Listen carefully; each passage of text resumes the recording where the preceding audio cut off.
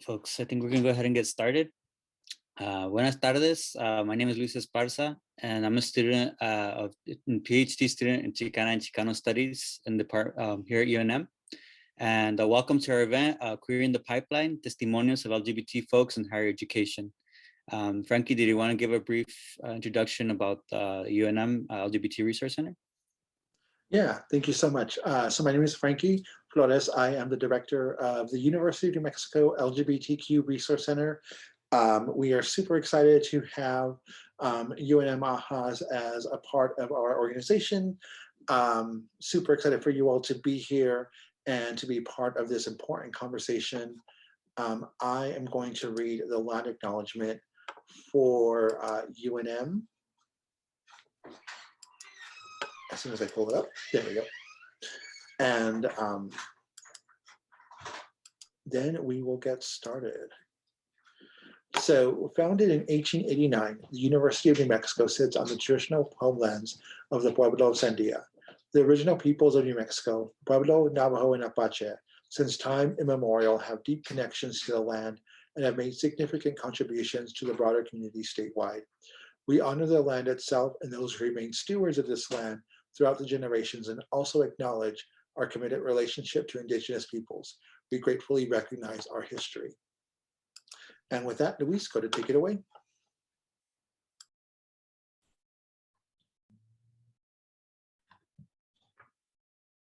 Luis, you're muted.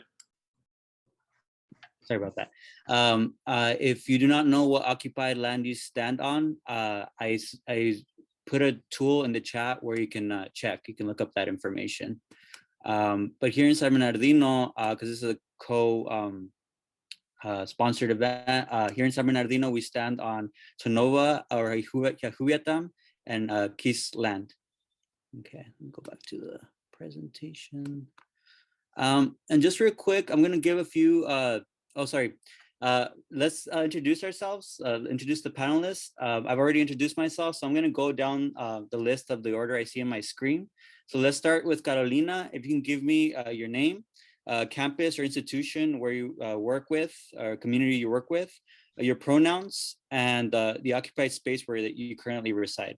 Okay, mi nombre es Carolina Verduzco, and I'm here representing Fulton Joint Unified School District, parents and students indirectly related to the school. My pronouns are her, she, ella, and the space that I occupy is the Tongva territory, and that's it. Okay, awesome, gracias. Next, we have Rigoberto.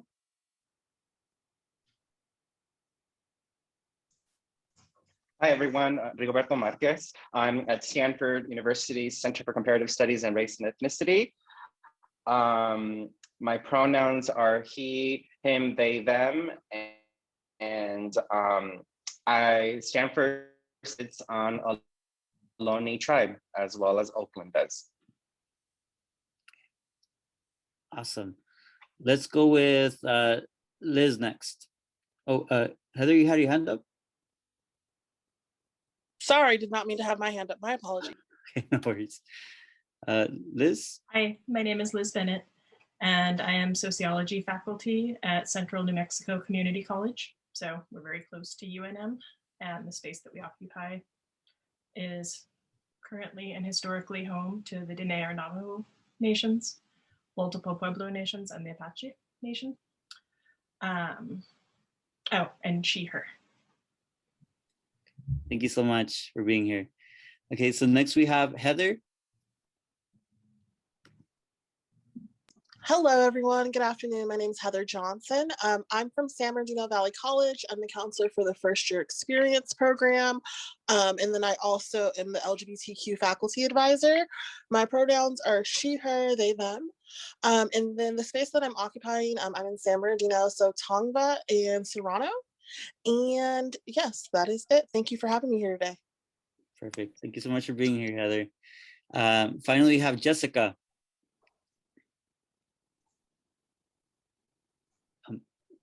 You're on mute.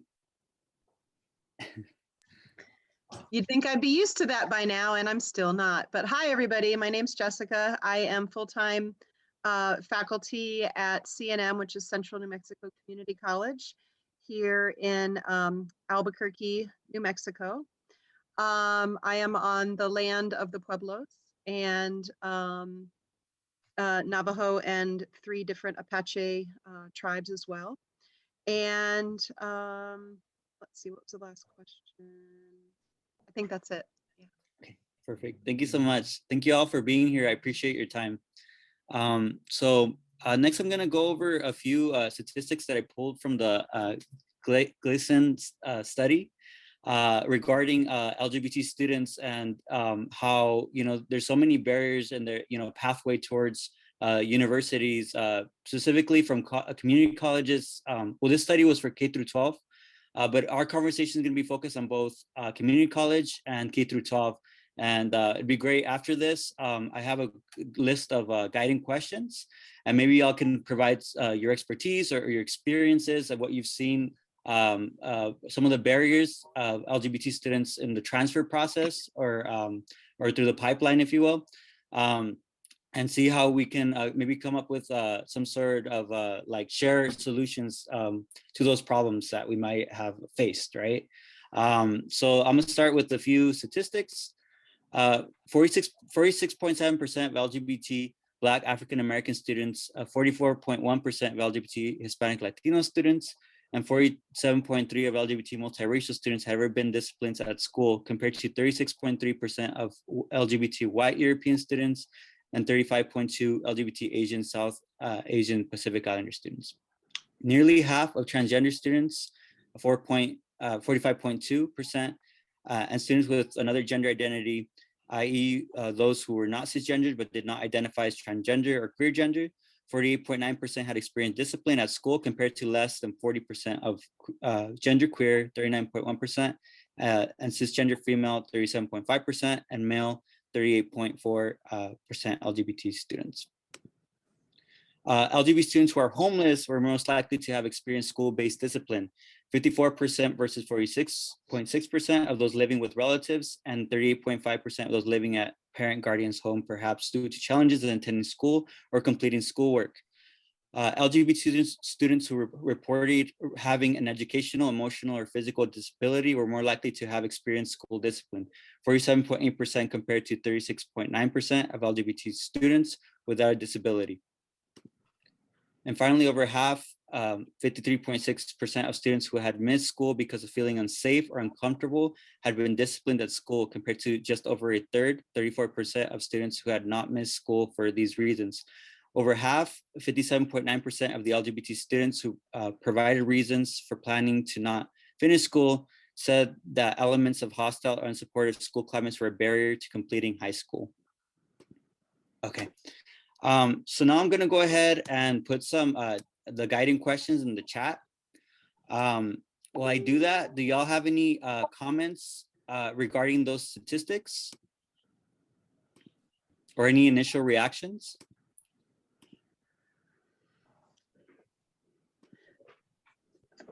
I can't say that I'm surprised, but I'm definitely disappointed. Definitely. I know that we're here to talk about, a little bit more about the experiences in higher education, but I have 4 teenagers here with me because they wanted to listen to this conversation. And some of the things we talked about beforehand were what happens in high school, even before thinking about higher education, is trying to get through high school because there isn't support group, and the people on the school boards do not feel represented by a lot of these people that are in a position to help them out. And a lot of times we make the mistake of saying, we elect people of color. That doesn't necessarily mean that they're going to represent our community. And so sometimes the bullying is so intense, the intimidation, mental health issues, that you can't even think about the future beyond high school. You can't even think beyond 10th grade. And so that's something that I want to find how we can advocate for these students to advocate for themselves and to make it out of high school into higher education. Thank you, Carolina. I just wanted to add too, like the concept of like intersectionality. So a lot of these statistics show that these people are living at multiple intersections. And so when we talk about strategies for ensuring that LGBTQ youth, LGBTQ college students have what they need to succeed and thrive, we need to like move away from like a one size fits all model, if that makes sense, because that's not going to work for everybody if we think about it from an intersectionality perspective. Thank you so much. That's a brilliant point.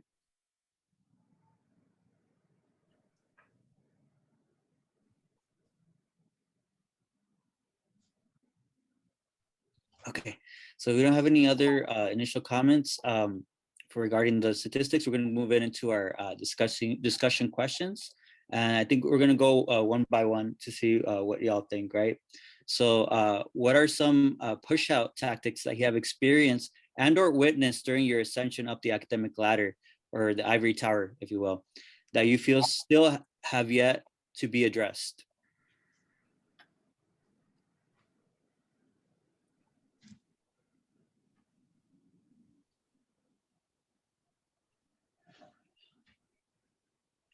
Did we do popcorn style, Louise? Yeah, of course.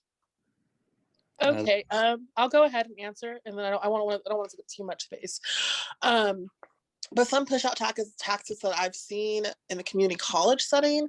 So, for example, I think about where I work currently, and I'm thinking about trans students in particular, name change issues, right? That can push out a person. I got a lovely email, well, not lovely, it was a very sad email from a student saying, like, you know, I shouldn't have to jump through hoops and bounds and leaps to go ahead and change my name because they didn't have legal documentation. It was a whole mess. And so that's a push out method. They said that's why I didn't come back this semester, because this is too much. I also think not having spaces, like that's a form of push out as well, particularly for LGBTQ youth, LGBTQ community college students, where they have a safe space to congregate is a really big thing. I know on our campus, we were having incidents where, and this goes again back to specifically trans students, were detransitioning because they didn't have a safe space to be. Personally, for me, I identify as queer. In terms of my research, so like I'm working on my doctorate right now, I've had to fight with people to say like, no, this is valid, because I'm looking at like the multiple intersections of gender and sexuality, like particularly for Black queer women, right? And so the validity of my research and the importance of it, I've had to deal with that in terms of like the ivory tower. But also I think too, like lastly, is the concept of, and I think I mentioned this earlier, that one size fits all, and it doesn't, and that can harm. I think that if we prep our modalities to serve the most marginalized, it'll end up helping all. But those are just my thoughts. Thank you. Thank you so much, Heather. I guess personally, my end, I think one of the push out tactics that I've experienced, specifically at CSUSB, you know, I'll call them out. I know we had one professor who, you know, would consistently like try to like devalue, you know, he talked about like devalue like knowledge, right? They would consistently devalue like, you know, scholars of color, you know, like I would bring up Ansaldúa, you know, queer, and they would dismiss it as like not being knowledge. And they would use like the famous participation points as a way of like saying that's not considered knowledge, right? And I remember, I think one of the things that's wrong is the process of reporting someone. I feel like they say, oh, we care about you. Yes, come report it. Like, you know, it's going to be okay. But then 3 or 4 weeks later, they forget about you. You know, they don't go all the way unless like, and then when they actually did something about it, they actually, you know, went after this professor, was when multiple of us came forward. You know, a lot of us came forward, and that's when they finally did something about it. But when it's one person coming forward, they don't attempt to do anything. So I feel like that's something that's, prevalent, so that still needs to be addressed. Is we needed to fix like the way we like hold professors like accountable, for what they do, the harm they do to our students. Yeah. Anybody else would like to share? I would echo what Heather said about physical spaces and how we need more of those, not just one.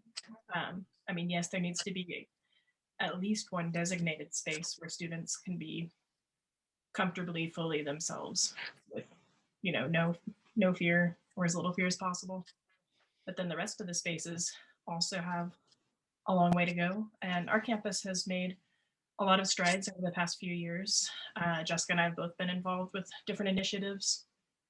But what's interesting is seeing how that works and fits and starts, and how faculty and staff in certain parts of campus are more willing to be reflective and embrace change than others. And so we have students who talk about feeling this way with this faculty member or staff member, but then over here, they might feel a lot less welcome or a lot more belittled. We run a safe zone training that is doing some good, but one of the things that we run into sometimes are those faculty who say, what I teach doesn't have to do with identity, so I don't understand why I need to think about this. So if they don't see that direct link of how their content relates to queer identity or trans identity or, disability or class or any of that, they just feel like they're somehow isolated from it. And so that's been one of the things that it's certainly not uniform pushback, but I feel like we're having to push a lot harder there. Thank you, Liz.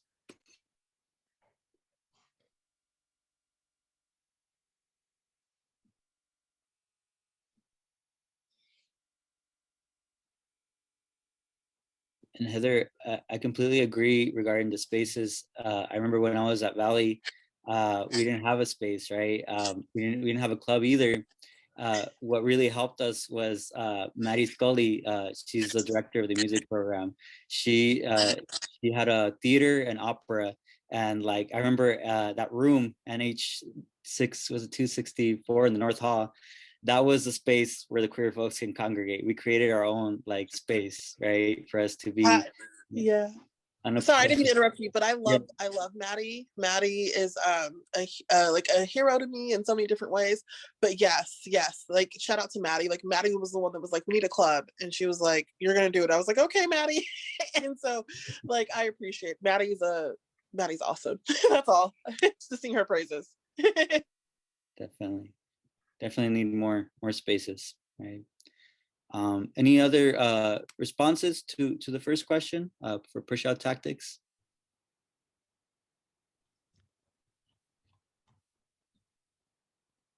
Okay. All right. So we're gonna move on to the next question. How can we create, maintain, and foster, again, safe spaces for LGBT students in academic realms? What has worked at your institution or campus?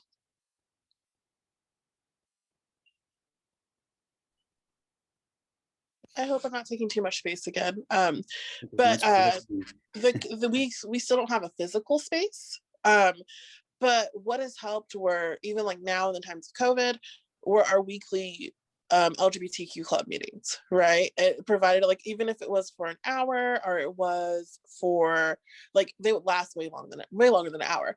But even if it was just for an hour, or it was like 3 hours, that really space provided for the students, and it provided them agency too, because we would put on events, right? So whether it was as simple as a drag show, which is not a simple feat to, or if it was Trans Day of Visibility, and like, how can the club support individuals, that provided them empowerment in a sense, right? It allowed them to say, okay, we have a voice, this is what we can do, this is how we can spread our voice on campus. That has helped a lot. Also, like collaborations with like other entities of the campus, right? Saying like, hey, we have their support. So for example, diversity lectures, diversity arts and lectures, that's a community on campus that we worked with to help in terms of our drag show, or help in terms of other events, right?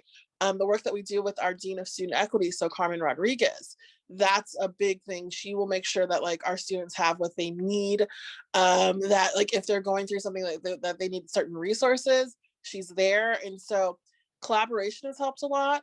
Also the weekly meetings have helped a lot in allowing our students, our LGBTQ students, to have a space to be empowered. So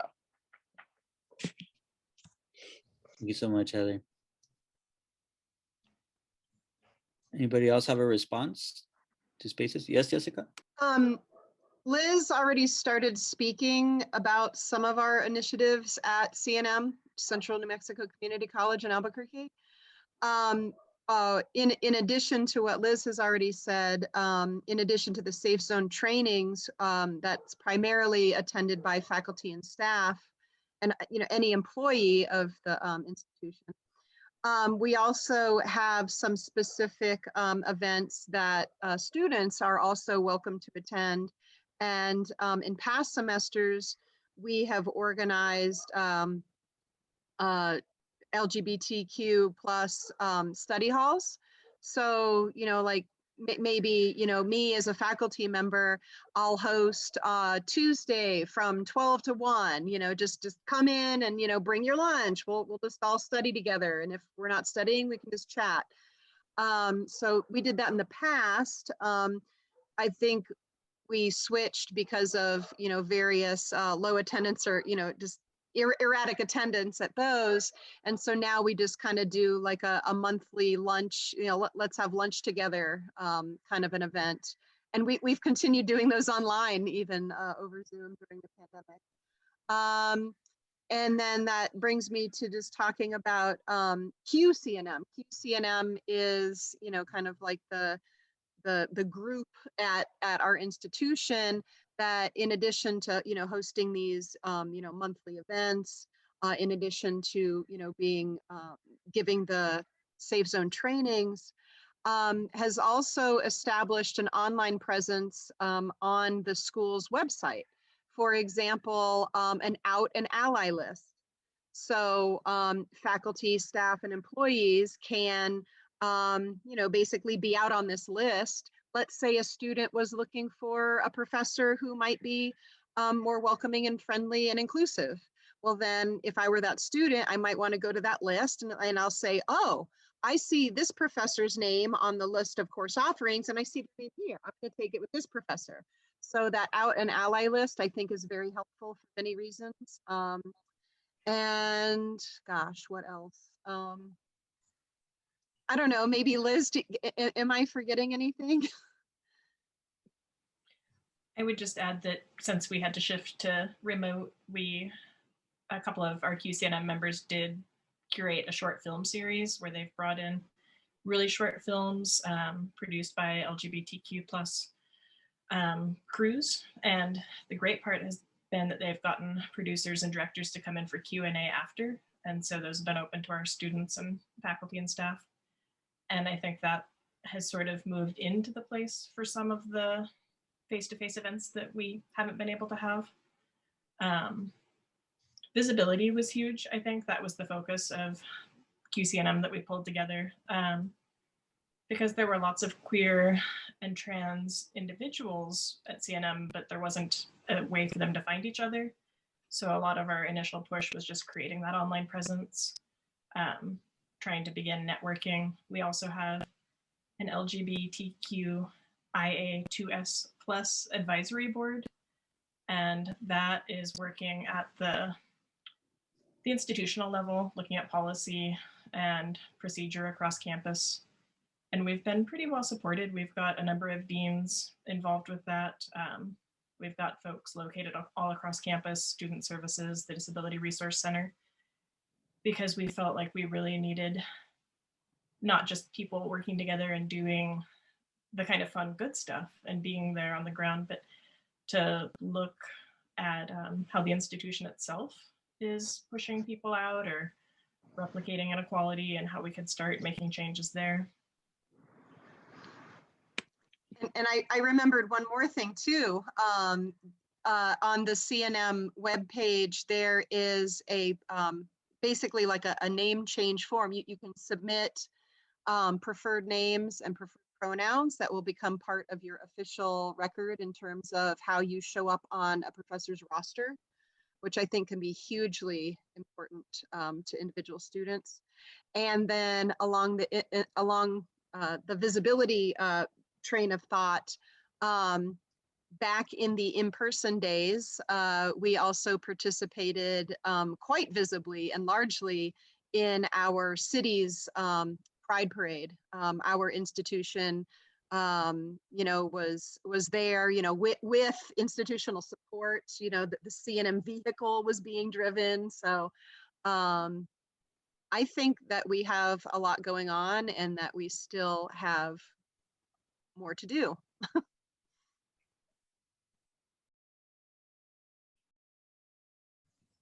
Thank you for all the work that you do. I was especially intrigued with the database, or sorry, the list, out and proud list. I'm thinking maybe it'd be nice if we had like some sort of national like database where we can like search up like folks that we can work with. All right. In fact, I've actually talked to some professors and friends like, hey, what if we had like a Tinder for like working with professors? We have our research interests and you can like match, right? Like, I don't know. It's just an idea.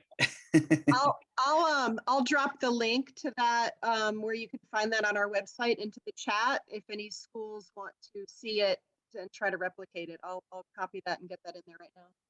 Perfect. Thank you for that. I appreciate you. Anybody else? Actually, Carolina, I'm curious at the high school level, what has worked, and I'm thinking like GSA, right? Like has GSA been like maybe effective in Colton District? You know what, I just think that we're hearing everyone. I think we're way behind. I think what the district is doing is minimal. I think it's more saying, we're gonna have LGBTQ week, and then that should cover the rest of the year. But we don't have spaces where students feel safe. We have students that, yeah, they don't feel safe. They stop going to school. It affects their mental health, and it carries over every single year. And then we have a lot of students that I feel like at the college and university level, they form these bonds with other people that maybe they're not understood at home by their parents for whatever reason. And in college, you're a little bit more free to seek out other people that you have things in common with. And we don't have that in high school. We have a lot of students that are dealing with stuff at home, and they don't have a safe space at home, and they don't have a safe space at school either. We don't have someone that they don't know who to reach out to. So I think that at least at Colton Unified, I don't see that there's any spaces available for students to feel safe. It's kind of like what they do with everything. Let's have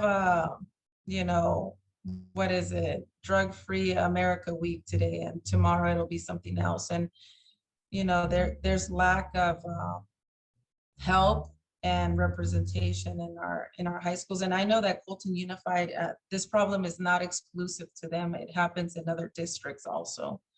So come here, Angel. This is my son Angel, a student. And I just wanted to share something specific that I asked him if it was okay. He was severely bullied at school. He was an excellent student, top of his class always, and he went into a deep depression. I reached out to the school. There was no available resources. He was at a point where he didn't want to live. So I did everything I could to find him help, to find him even the help that I couldn't give him as a parent. And now he's doing excellent. He's going to graduate this year, but it has been something that parents and students should not have to go through on top of the academic side of it. So I just wanted to share this, and I'm glad that I was able to intervene and kind of like save my son from this horrible depression and feeling like he wasn't seen. Because that's the thing. These things are happening to kids like him and other kids, and they're not being seen. and they're just one more statistic that doesn't graduate because he's Latino, or for whatever reason, the school thinks that it's not important to see our community. And so I don't know if the sound is off, but I just wanted to share that. I mean, he's here, some of his friends are here, my other kids are here, and I wanted them to hear, you know, from people in higher education, and hopefully he's on his track to be able to go on to the next step in his life. Can I just say how great it is to have you kind of share this with us, Carolina. You know, my work, the research and the work that I do is particularly focused on working with mostly Latina mothers who have started organizations to support their children because they don't see those opportunities happening. And it takes parents to really kind of get involved and really try to make sense of these experiences. And so that's what these mujeres that I've been working with for about 8 years now, they put on workshops for different, mostly Latina mothers on these issues to try to get them to understand these experiences, trying to get them to understand what the LGBT queer experience, the trans experience can kind of look like, and how does that intersect with our Latinidades? And that is such a crucial component of that work because it has to be culturally relevant and it has to be culturally specific. And because they're able to do that, a lot of the parents who participate come out of it with such a new understanding of these experiences and feel motivated to be supportive because they see themselves as being mothers to these children as well. And so for me, it's just great to kind of see other mothers, Latina mothers, who are doing this important work because a lot of times we hear these ideas that Latina parents or Latino parents aren't supportive of LGBT youth or LGBT issues. And the reason that I wanted to focus on these organizations is because I want to speak against that and be like, no, actually there's a lot of parents out there that love and care for their children and are trying to fight for these schools to make it a better place for them. And Yes. so I want to say good for you for trying to fight for your son. Thank you. And in doing so, like you said, I mean, I've always been involved in my community. So I had a little experience when they tell me, no, you can't do this. Keep trying to find a different way. But, you know, this situation that happened with my son was very extreme. I was really afraid that, you know, I could come home and something was going to happen. So I know it's frustrating for other parents that have never had to navigate dealing with a district. And so I'm glad that with this situation, I'm able to share it and talk to other parents and help them navigate what they're going through. And so, and thank you for creating this space and hearing all of you speak about your experience in higher education. It makes me feel good about the spaces available for my son and for other people when they go on to community college or university. So thank you. Gracias por You know, compartir. Oh, go ahead. Sorry. You know, I just wanted to say also, like I was thinking about your point, Luis, that you made when you filing a grievance at the school. You know, so much of these procedures that are in place rely on the student to do this work. And this is where it ends up being a problem. You know, particularly from California, a lot of my work is in California looking at our policies, and we have a lot of policies that protect LGBT folks, some of the most comprehensive when it comes to schools. But yet, even today, the onus of the work lies on the student. That means if the student is experiencing some sort of harassment, it is up to the student to facilitate the entire process. You know, and to your point, who's going to do that? Who's going, like, what student or what high school student is going to feel comfortable saying, like, this teacher is bullying me, this student is bullying me? And now, yes, I know there's recourse, but that recourse puts it all on myself to have to, you know, to re-traumatize yourselves again, having to tell these stories over and over again of what this experience is happening to you. And it is so infuriating that even to this day, even though I'm in a state that has such great protections, it's so much of it still lies on the students having to do this work and then trying to find an administrator at that school that is that knows the law and knows that they have to actually protect this student, because actually a lot of schools don't even know that there's these laws that exist that protect these students. And so if you don't have a compassionate administrator, it can be really difficult for students. And unfortunately, that's still the reality, particularly for students of color, whose the majority of the administrators are white.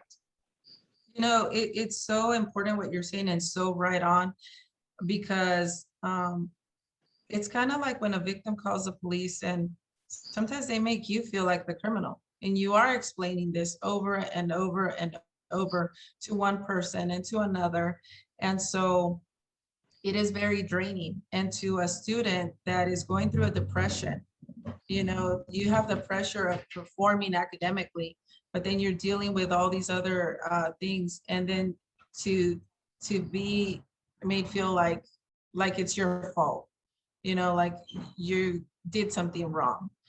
And so, you know, it's why a lot of our students are sometimes give up, because other people around them have given up. But I'm really inspired by all of you. And, you know, I will definitely, you know, I'm taking all these mental notes and thinking what I can go back and change in my district, right?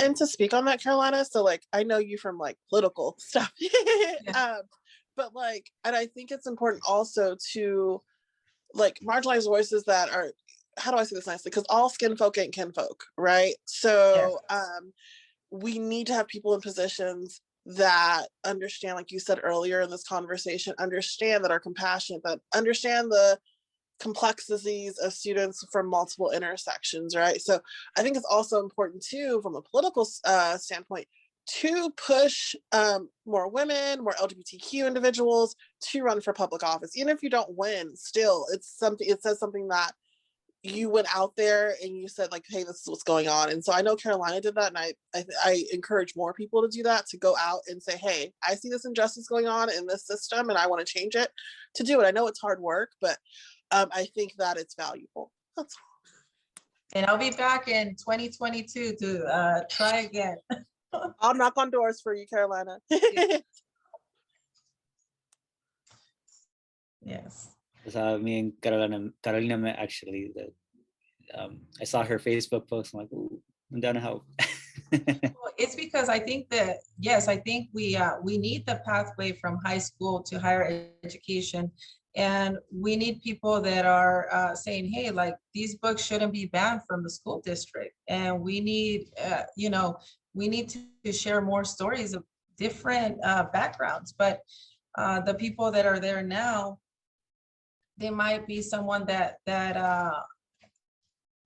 is, you know, a person of color, but maybe I want to say like my mom's generation that doesn't understand the things going on now. So they're really not representing us.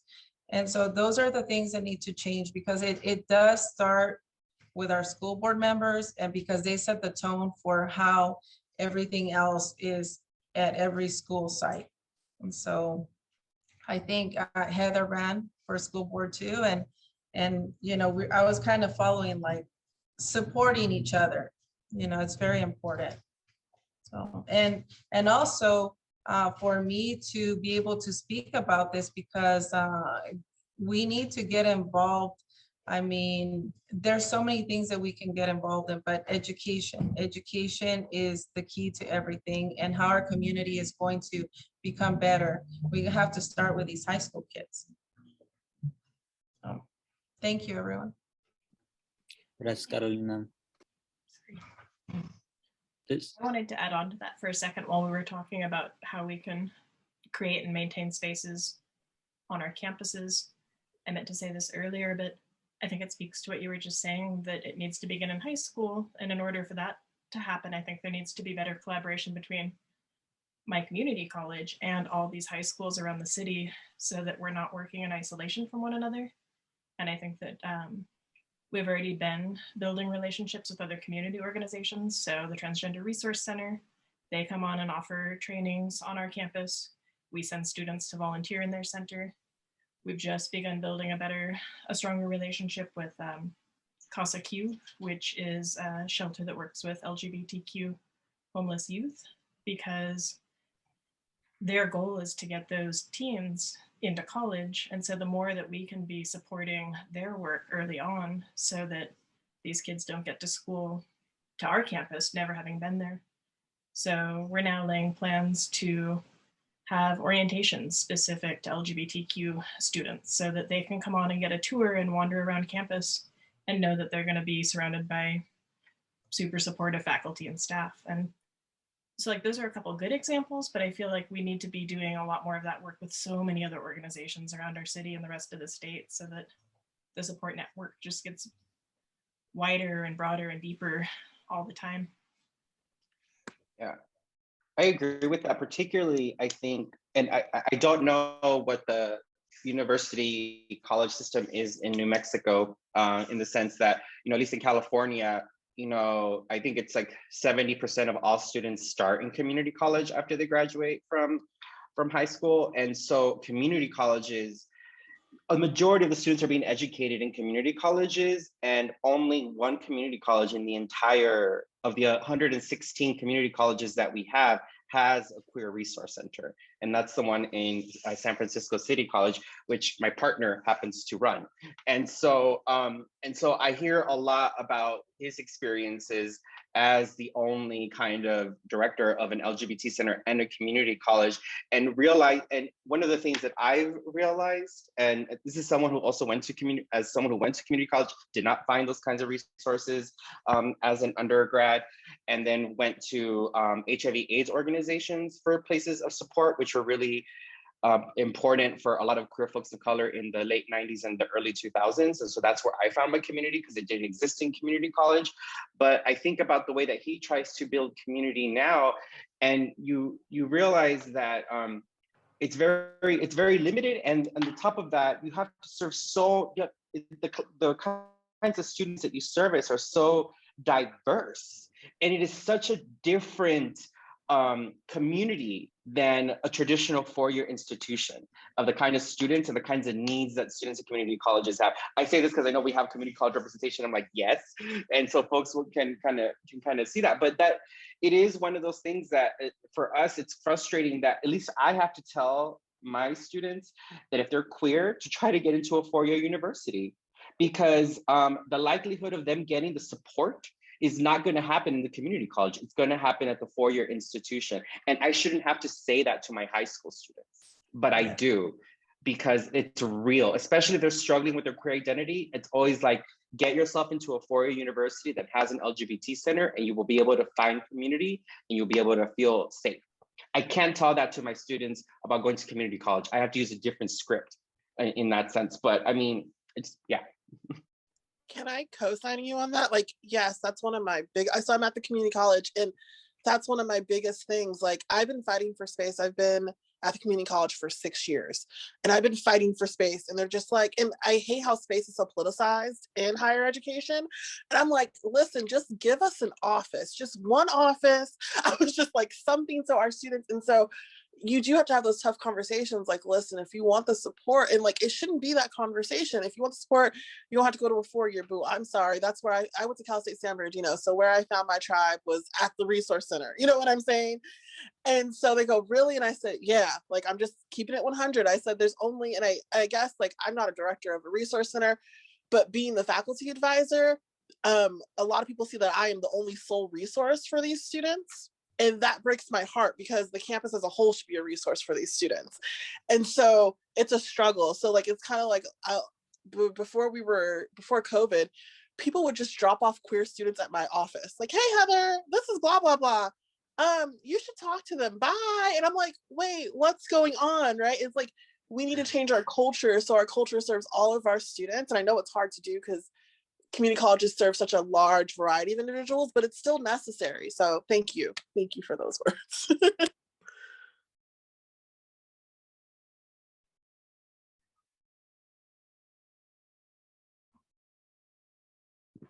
Thank you all for your input. Just really quickly, I wanted to introduce two more panelists that came in a little late. Francisco Rodriguez and Ariana. Are y'all there? Yes. Sorry, let me see if I can. All right, here we go. Excuse my background. I've been doing stuff all morning. Hi, everyone. Thank you for having me here, Luis. But I've been listening to the conversation, and I think it's great. I mean, I guess I'll just speak from like my experience and my perspective. And it's interesting, the whole community college thing was being brought up because like there's obviously truth to that, right? I remember when I was at Norco as a student, I was actually part of the GSA club there. And that was the first time that I did create like community, right, within other LGBT students. But I remember that we also, again, like we didn't have a space. So there was no space for us. We would meet in like random classrooms whenever they were open. And it was actually until I transferred over to Cal State San Bernardino that I figured like they had a stable space. And so, yeah, I don't know. I guess I didn't realize it back then, like how interesting that was. But now I see it.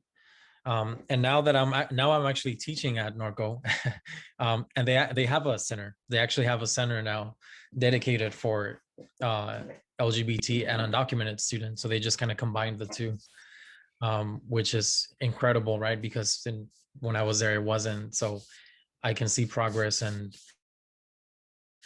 I don't know. I'm excited for things like that when they happen, right? And when we see progress in the community, because it's definitely needed.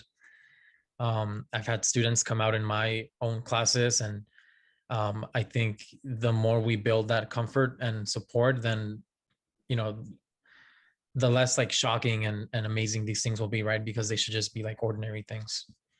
But yeah, thank you, Luis, for having me, and I'm glad to listen to the rest of the very interesting conversation. Yes, Francisco. I could definitely empathize with like finding the classrooms. I remember when we were at Valley, again, we were in Maddie's class, but we also, for a few queer friends and now, we would like go into random classrooms and like pull down the screen and just watch movies there and be like, hey, this is our space, but then we'd get kicked out by the custodian. But I also want to introduce Ariana. Ariana, are you there? I am here. Hello, everyone. Sorry. Hello, so my name's Ariana Cano. I identify as a queer Indigenous Chicana. I am from the University of Illinois at Urbana-Champaign, but I graduated from CSUSB with Luis and Francisco.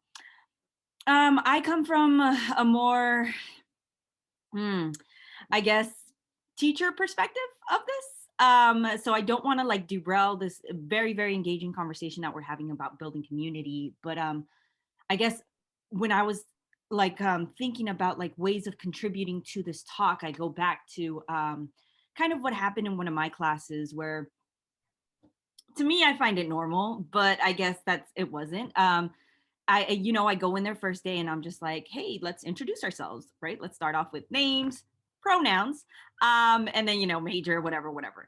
And one of the students came up to me afterwards and being like, thank you so much. By the way, this happened literally just last year. And so she's like, hey, thank you so much for doing that. A lot of instructors don't do pronouns. And I never know, like she was just like, thank you so much, blah, blah, blah, blah, blah. And so I'm just like, really? Like even still now, we're still not doing the pronouns? And so I was just kind of like coming at this as ways to making sure that we're being inclusive in our pedagogy as faculty members, as instructors, ways to be yeah, ways to be inclusive in our pedagogy, basically. And this is not only, you know, like it sounds so simple to just be like pronouns and then we're done, right? But no, this goes in the readings that we are assigning to our students in our syllabus, the language that we're using, in the environment that we're creating, et cetera, right? So like just very quick examples, for instance, typically, and regardless of what I teach in the communication department, but regardless of what discipline that you're teaching, typically most of these authors are not writing for LGBTQ, right? Like it's for very like cisgendered people. So for instance, when teaching interpersonal communication, right, it comes from a very cisgendered or heteronormative perspectives. And so, you know, I always have to step back and being like, okay, well, that works for them, right? Like thinking about like platonic friendships and stuff like that. I'm like, but let's think about it in this lens, right? And so I don't know. I was just hoping that we could, again, this was such a fruitful discussion. So I don't want to derail like what y'all were having about building community, because that is, you know, very much needed. But I was just wondering if we could also have that discussion on like ways of instructors and, you know, how to implement, right, or being more inclusive in what they're doing, and this is like in all areas. Yeah, I think that's it. There's some excellent points, Ariana. Do y'all have any comments regarding that? Like how maybe we can shift our pedagogies so they are more inclusive, or, you know, we can be more critical of maybe for example, I know when we were at communication studies, they would give us a textbook, right? And we all had to use that textbook. And again, that textbook was very heteronormative. It was Eurocentric, right? So what are some ways we can like maybe navigate, you know, and like shift our pedagogical practices, like our approaches, right? Yes, and I do want to add, Luis, I don't want to be preaching to the choir. Like if we're all already doing that, then what are ways in which that we can help other faculty understand like the shift in this in our pedagogy, right? Right, like I don't want us to be like, well, we're all doing this, you get me? Then instead, like how can we then start like getting other faculty on board? I think that has to do like, so like I've collaborated with our professional development person, right? That I was saying, hey, this is what's going on. Just by conversations with my students that they weren't feeling represented in the literature that they were being presented in classrooms across the board, or that their instructor was not I don't want to say competent, but did not use proper pronouns, things of that nature, right? And so I think like collaborating with professional development, I'm at a community college, is key, right? And saying, hey, these are the situations that I see that are going on. What can we do to address it? Like what we tend to do, like if it's something that we feel all of our faculty should know, we usually put it, like we have this thing called like opening day where everybody has to attend. We put it there so we know that we get the widest audience, not the widest, the widest audience there, because you know faculty ain't gonna go if they don't have to go. Not some, but a good majority of them, right? So we strategically plan where we're gonna put these workshops and things like that, but they have to be continuous. I think I hate the professional development that's okay, this is one time and then we're never going to look at it ever again, we're never going to revisit it. It has to be continuous because we're humans. I don't know like the study on it, but it takes us multiple times to grasp a concept or an idea. So those are just my thoughts. You know, a couple of my colleagues and I, we think about like, what does it mean to teach queerly? And not necessarily as, and then also how is that different from queer pedagogy? And so like, you know, there's this evolving kind of literature that's really kind of around queer pedagogies and what does it mean? What is a pedagogical approach, and how do you queer a pedagogical approach? That's part of that conversation that's happening. But part of the conversation that we're trying to have is the unspoken ways that queer folks can feel safe or secured in a space by reading between the lines, or going on felt intuition, which is something that queer scholars of color kind of talk about.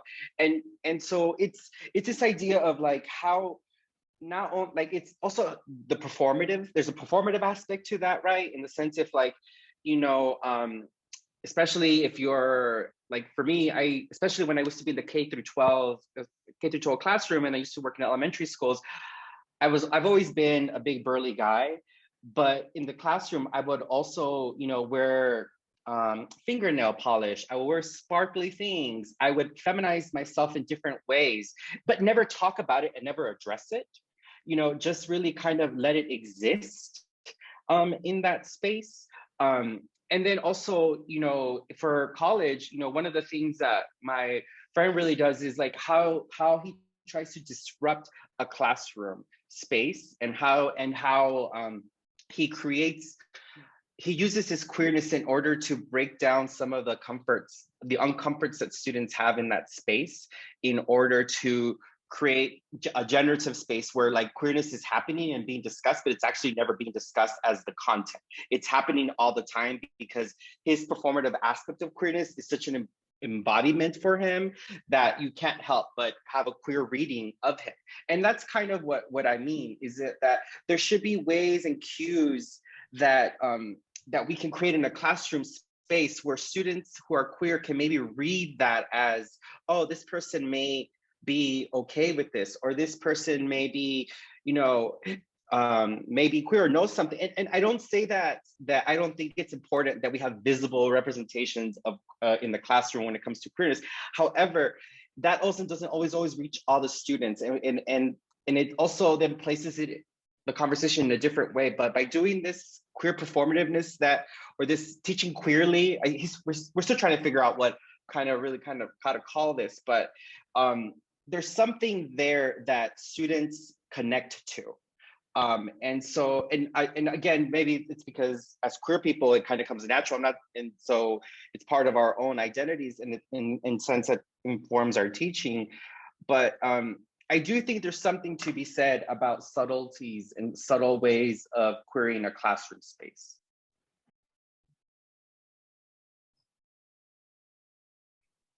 Thank you, y'all. I just wanted to make a comment that, you know, I'm always going back to like the high school part of it, but I think it's bringing our community front and center, like we do with our immigrant community, like we do with people of color, and this goes to choosing what kind of material the teachers are going to present. But it's so difficult because people in the districts or people that are in a position to decide over these things are scandalized by the most minimum representation of any of us. So for me, it's how do I navigate this? Because a lot of parents too, they don't want to address these things. They don't want to talk about stuff. They don't want us to be seen. So it is a challenge. It is a challenge in the, K through 12, because people put a different spin on it. But our stories need to be heard. We need to be seen, and we need people to again advocate for this. So it's an ongoing challenge. I think for me, that speaks to a point that Heather and I made earlier around thinking about the intersectional, like even if as you're talking about these areas, I was like, LGBT folks exist in all of those spaces, all those groups that you just kind of talked about. And I think that is part of the conversation that needs to happen within these groups, and be like, yo, that we are over. So not only on top of these issues around immigration, we're also dealing with these issues around sexuality or our gender representation and so forth. And in the work that I do with the mothers, that is exactly the kind of points they try to make. They try to have them understand how they are disenfranchised or minoritized as Latinas, as immigrants, as working class, as just mujeres. And then once they're able to get them to understand how the societal structural processes that have marginalized them, then like, now imagine if you're on top of that, you're a queer person, what does that do to that? And so then it allows them to be able to understand difference by connecting it to their own forms of difference. And that is, I think, what we have to do. Like, we already are there. You have to understand how these struggles are interconnected. Yes. And it can happen. I think it can happen. I think there's ways that those kinds of conversations can happen in those kinds of spaces.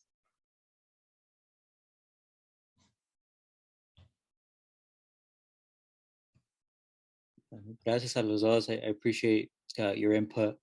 I wanted to touch on also, earlier y'all talked about mentorship. So what role has mentorship played in your academic and professional careers? And how can we build those mentor-mentee relationships that empower students to regain their agency in their education?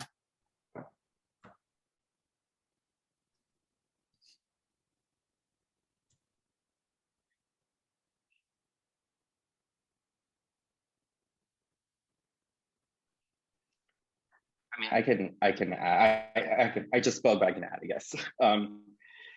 You know, I was thinking about this question around mentorship, and I go back to the same answer that I always have, is that for myself as a gay Latino man, the generation above me is gone.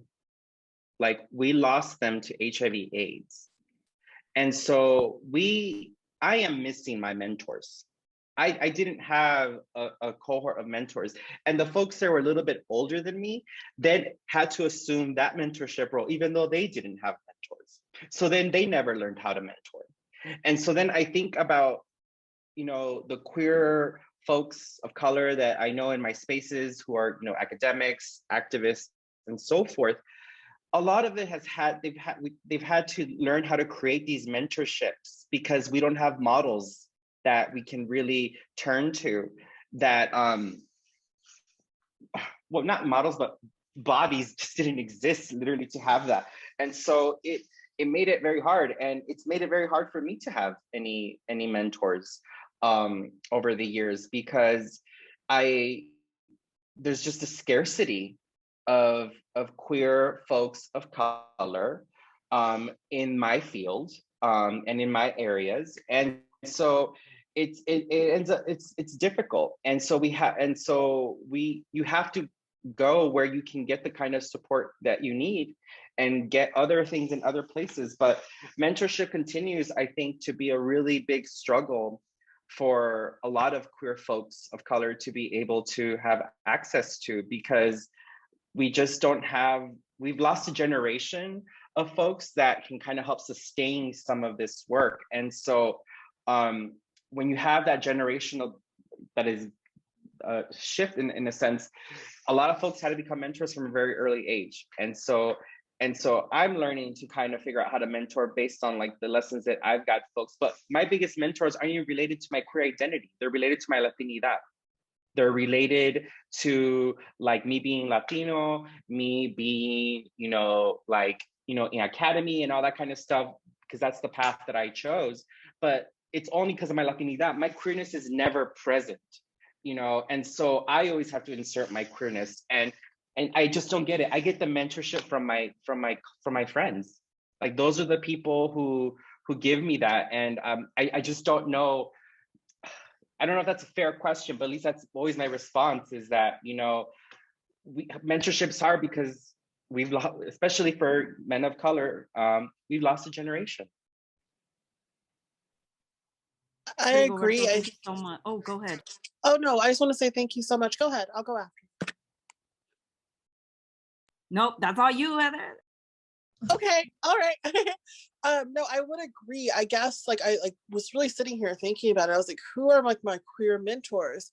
And they're all peer mentors. So they're all within the same age group as myself. And I really didn't see other queer Black women until I got into grad school. You know what I'm saying? There were very few and in between, and there were very few that were out. And you know what I'm saying? Like, the personal was political, if that makes sense. I met a lot of queer individuals who they separated their lives, and I don't tend to separate my queerness from the work that I do. I just don't. I don't think you can. The personal is very political for me, but it's peers. Like, I think about like my friend Dr. Higgins.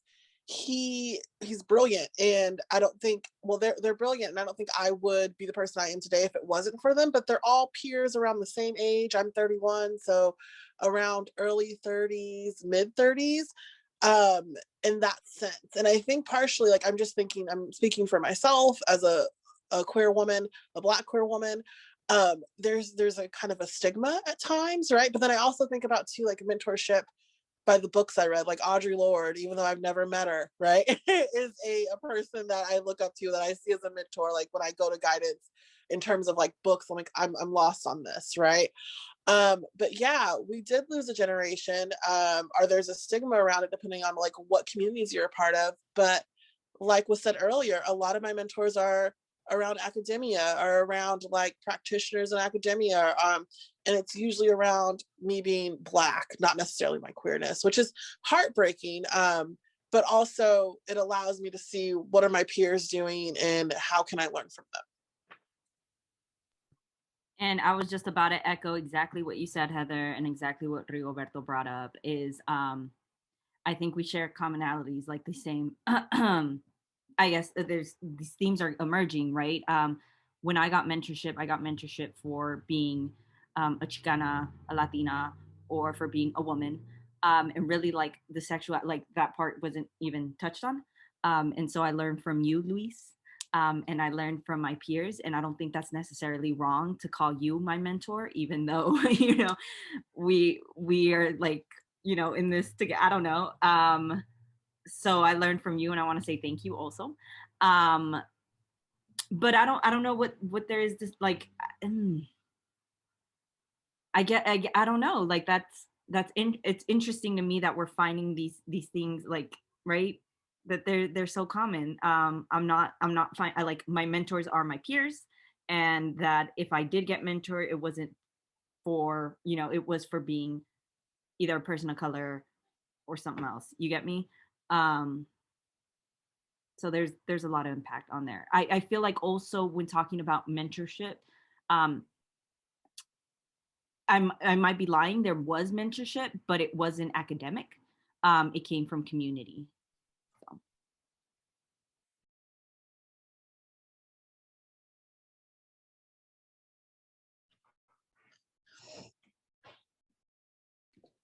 Gracias, y'all, for your input. Yeah, definitely. I got lucky because, you know, I had, again, bring up Maddie again. I had her mentorship, and she was able to like teach me like empathy, igual, to step outside myself y también empathize with my trans sisters and brothers, ¿verdad? Yeah, and in fact, going off what Rigoberto said, I didn't really like fully like get like mentorship to go into like grad school and stuff like that until I got into like my BA program. And that's where I, you know, had Liliana Gallegos, who, you know, she's the one who pushed me to get into a PhD or a master's program. And yeah, so that's why I wanted to ask that question, curious to see what y'all thought. And Rigoberto, I never thought about the peer mentor, like, you know, I guess like I always thought of mentorship, but like I don't know why I'm thinking it, but like top down. But I never thought about like our, you know, I guess yeah, peer mentorship. Yeah, I know Francisco, Ariana have both been like my mentors. Ariana was the first to graduate from our master's program, and her, you know, we weren't just part of the same cohort, but you know, she was the one who like inspired me to go forward as well. Okay, pues how are we on time? So what do you think is missing from academic programs or outreach efforts? I know y'all have like touched on it a little bit, but what do you think in terms of like, and also in an intersectional lens, how can we modify like strategies for outreach and that way they're more culturally inclusive in terms of race, class, gender, ability? And I left one out that I know I shouldn't have, and I didn't think about it until right now, undocumented status as well.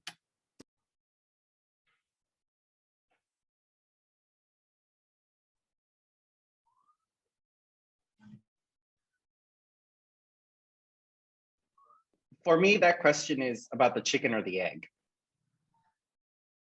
You know, like, do we do something to existing programs outreach programs, and do we like add those, or do we create new ones? So it's like it can either, it depends which way you want to go with that question, in the sense, like, there's excellent outreach programs that exist. However, a lot of them tend to be very heteronormative, if not homophobic, but they exist and they're still able to do that. I think about all of my friends who do like that Men of Color projects, and they're successful in like all of that, but I'm not participating in any of those programs and projects because of the kind of maleness that they're trying to create, or the kind of men that they're trying to build up, right? So we have examples, I think, of good work that's being done, as although it's problematic for queer and gender nonconforming folks. So then the question for me is, do we create new ones, or do we find ways to build these? I mean, yes, we could technically do both, but I'm thinking about systemic. I agree with you. Like, I think for me, like, I'm very much like burn the whole system down and start anew. But that's me. But that's like the issue. Like, so I know, for example, when I think about like women's summits that they have for leadership, I don't attend those because I'm like, we're not on the same wavelength in terms of, there's a lack of intersectionality. I think we need new programming, right? Or we need individuals, we need to train, like, for example, we have 2 outreach people where I work. We need to train them on, well, how do you recruit LGBTQ students? But also we have to make sure that we are aware, like, do we have the resources ready for these students? So let's say we create programming to have more queer students in our area. Are we prepared? What does that look like? You know what I'm saying? And so that's my only worry, is that I think sometimes in higher ed, particularly like community colleges, we like, we're gonna, outreach to more queer individuals. Okay, great. But what happens when they get here? You know what I'm saying? So that's like it's kind of like the chicken before the egg. Which one do we do? I'm more of the mind of create new programming.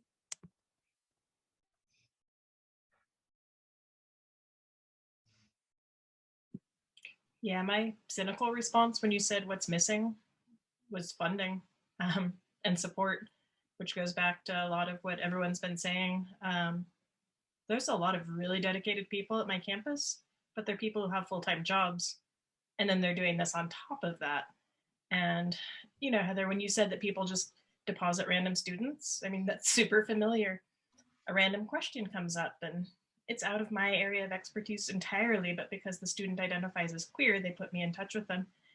And I'm happy to do that, but I'm sure a lot of you can relate to that feeling of like when you're already exhausted and then you're trying to like give to the student in a genuine way. And so if we're not tearing it down and building up new programs, like how do you just genuinely support the ones that exist instead of giving lip service? I feel like sometimes there's like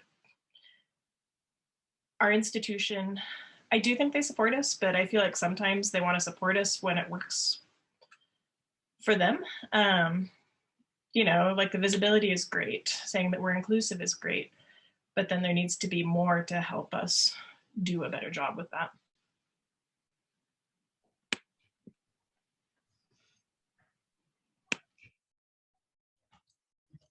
I agree. I think like also like in order for systems to change, you have to have complete buy-in, right? And unfortunately, that doesn't happen overnight.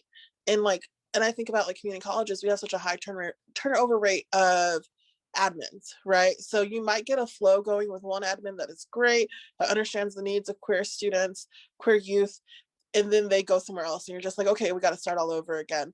So I guess my question is, I don't want to pose a question, but how do we create that continuity in a sense where like, we have people who understand the issues of queer students?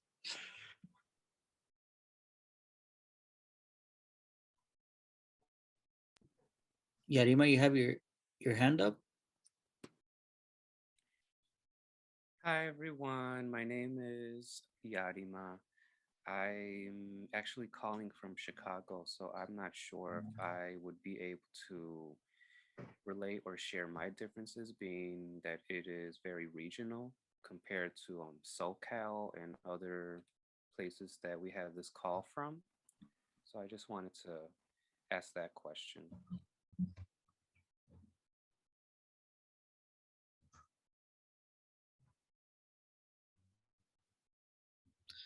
Can you repeat the question one more time, Irma?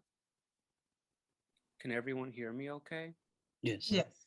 So I'm actually calling from Chicago. I'm not sure if the experiences of this discussion board are relevant to, my own, being that there is a lot of regional differences within, the Midwest or the East Coast and SoCal. I'm not sure if it's appropriate for me to give my insight within our discussion topic. Yeah, go ahead. Particularly just sharing like experience and what has worked, what hasn't worked, right? Just sharing. It's a space to share knowledge, right? So you're more than welcome to share, any of your experiences. Thank you.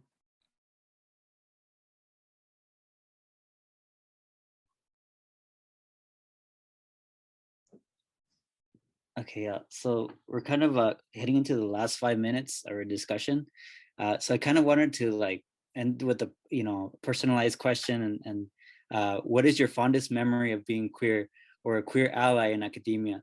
And was there someone or a group of people who changed your life? It could be outside academia too.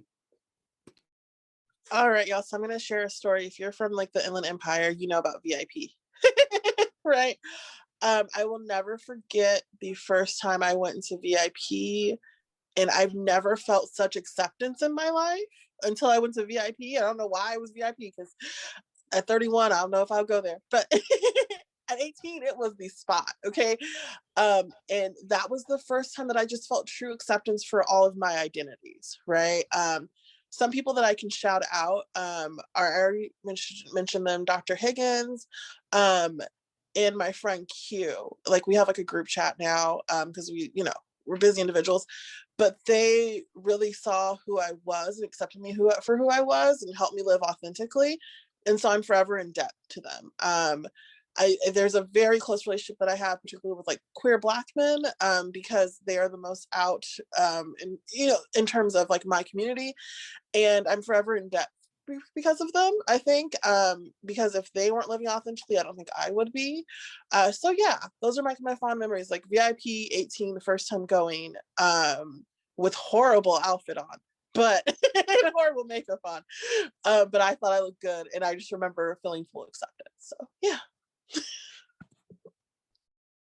Thank you, Heather. Yeah, no, me and Francisco would go to VIP all the time in between, during grad school. It's the spot, especially esta, I know she was on RuPaul recently. Hi, Francisco, do you know? Esta, that's her, like she performs there. Francisco, do you know who it is? Is it Mayhem, or is it Yes. yes, Mayhem, yes, and also Morgan, Raven, like yeah, they're all from VIP, yeah. Gracias, Heather. Thank you for sharing. Anybody else would like to share? I'll share. I think for me, the most impactful memory that I've had was a few years ago, actually, when I went to Mexico City Pride for the first time. And the reason it was so moving because I've been participating in Pride events, forever. Like, as a young person, all the organizations, we would do the parades and all that. And so I've marched in San Francisco, LA, New York, bunch. And I think going to Mexico City Pride, it was the first time that I ever felt so seen. And it was just beautiful to walk down. Like at some point I ended up marching because it's so small. It's like you can just help you get in. And I just started marching in the parade, and I just saw all of these brown faces of all of these folks just cheering on all of the people that were marching. I've never experienced that before. And it was such an affirming experience as someone who is Latino, who is Mexican, who is from visiting this country where my parents are from, and I'm feeling the love and the support from this community. It was overwhelming for me, because I've just never had that experience, and I would cherish that forever.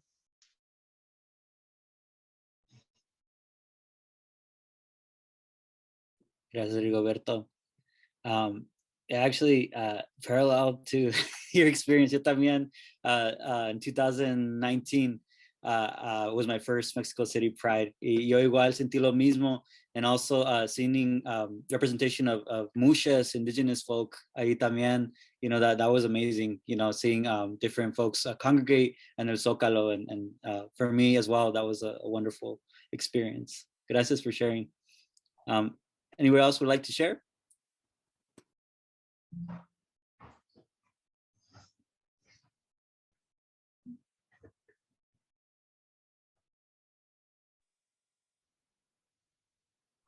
Some folks in the chat. Pico, did you want to unmute yourself and talk about your experience? Yeah. But I also wanted to say that I'm currently moderating the Facebook, and we did have a comment from Judy Jackson. And it says, alarming stats makes me look at my personal experiences in higher education as a trans woman of color. I just didn't want y'all to miss that comment because I think it's important. But I'm currently a master's student at the University of New Mexico, and I work at the UNM LGBTQ Resource Center, and Frankie Flores is my boss. And I've been there for 6 years, from my undergrad all the way to me almost completing my master's, and it has really shaped me, and not my identity formation, but like how I politically identify as queer as well. Because I feel like, yes, we're on a university campus, but we're as radical as we can be, and that has really influenced the students who have not only worked at the center, but who just come in for our resources, you know, because we want to make sure that we are providing as much resources to our queer, trans, BIPOC community, because we know of how, you know, enrollment and violence on campus really affects queer, trans, Black, Indigenous people of color. So yeah, I'm just very grateful to be able to have been able to pretty much grow up within that environment. Because, you know, like you all were talking, like not every queer trans person gets to have this experience of being fully engaged and submerged in a queer trans space in their undergrad, especially in academia. But I'm very grateful for the University of New Mexico and like the resources that they have provided. And I really hope that in the near future, or whenever, every queer and trans person can have that experience as well. Yes, Pico. And we're a little over time, so I'm gonna go ahead and want to thank everyone for being here. Yarima, Jessica, Carolina, Liz, Frankie for supporting us, the LGBT Resource Center, Rigoberto, Francisco, Ariana, Heather, Damon, and Pico. Thank you all for being here. Thank you for sharing your knowledge and expertise. ¿Quién habló? Oh, no, I said thank you. Gracias, Carolina. Thank you all. Appreciate you. Hopefully we can do another event like this in the future. Maybe it could be a series. And we can invite more folks to be part of the conversation. You know, maybe come up with more strategies and you know, solutions, you know, down the line, and see, you know, we come up with more, share more knowledge in between ourselves, ¿verdad? Pero gracias. Thank you so much. Thank you for being here. Bye, everyone. Have a good day. Bye.